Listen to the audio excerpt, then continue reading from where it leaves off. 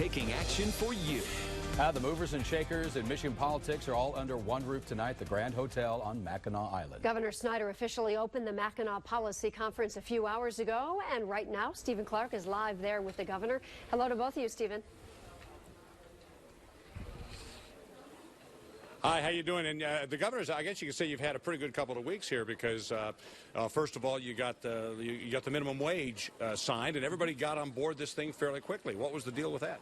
Well, it was about compromise, and it was about bipartisanship, working together, because it was a good solution.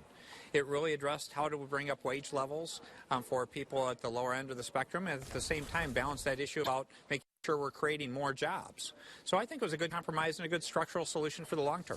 Now, the conventional wisdom, or at least maybe the conservative wisdom, is that raising the minimum wage is a job killer. Well, that's why we had to be thoughtful about it, and it got spread over a longer period of time, and we put in some mechanisms to say if we have 2%, that could freeze that change, and we have some limitations on growth. So this is a balanced approach, and it was about give and take from people from both parties saying this is a good answer. And speaking of the compromise, the grand bargain that is so important to Detroit's future, again, both sides of the aisle got on board that one too this week. Yeah, for the House, it was very exciting last week. We had strong vote counts in terms of people supporting that, and I hope we see the same thing in the Senate. Because, again, it's an issue about what's doing right for all of Michigan, and it was wonderful to have people get up from St. Joseph to other parts of the state talking about how Detroit matters. Now, there are a lot of strings now attached to the state money. That's what it really was all about.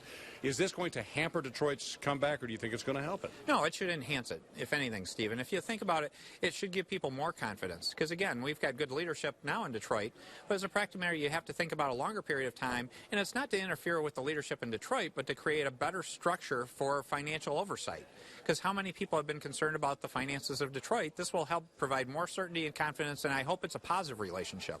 You told a story of the conference in the 90s. You came for a couple of years, and then you went away because all they did is talk and they never did anything. Yeah, has that changed? Yeah, it was like Groundhog Day. The same topics came up every year. Now we're getting stuff done. Over the last 3 years, there's been a lot of items come up that they get on the agenda and they get done. If you look at the themes this year, entrepreneurship, STEM education, making impact, those are all important topics that I think you'll see strong action items coming out of it. Okay, so do you think this is going to be a good policy conference? I mean, what do you think about the mood this year? And so forth? This will be a good policy conference. I had the opportunity to hear the mayor speak. We've had some other great speakers. There's a lot of great things going on, and it's about people working together. Again, we have common goals and objectives, regardless where you're in Michigan, is let's all grow Detroit, let's all grow Michigan, let's win together. Okay, I do have to ask you an election question because this is an election year and you are running. Right now, our polls show you someplace in the 40s and your opponent someplace in the 30s. Do these numbers concern you at this point? No, actually, I view it as just part of the process. Again, I don't make decisions based on polls, but I believe I'm proud of my record. I'll run on my record, and hopefully I'll have the honor to continue a lot of good things to go.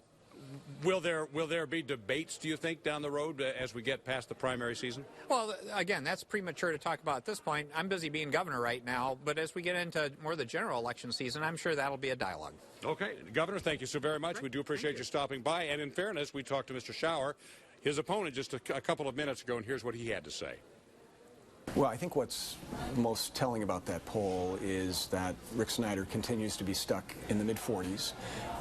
His job approval rating is about 5 points lower than what it was last February. Only 41% of people approve of his job performance, 58% disapprove. But conversely, people are going to say you're stuck in the 30s. Well, people are getting to know me, and you know, look, the only poll that matters is the one on Election Day, and we know, as I talk to people in every corner of the state, they're very motivated for change. One, they're very angry about Rick Snyder's billion-dollar cuts to our public schools, which will be my #1 priority, restoring that funding and supporting our schools.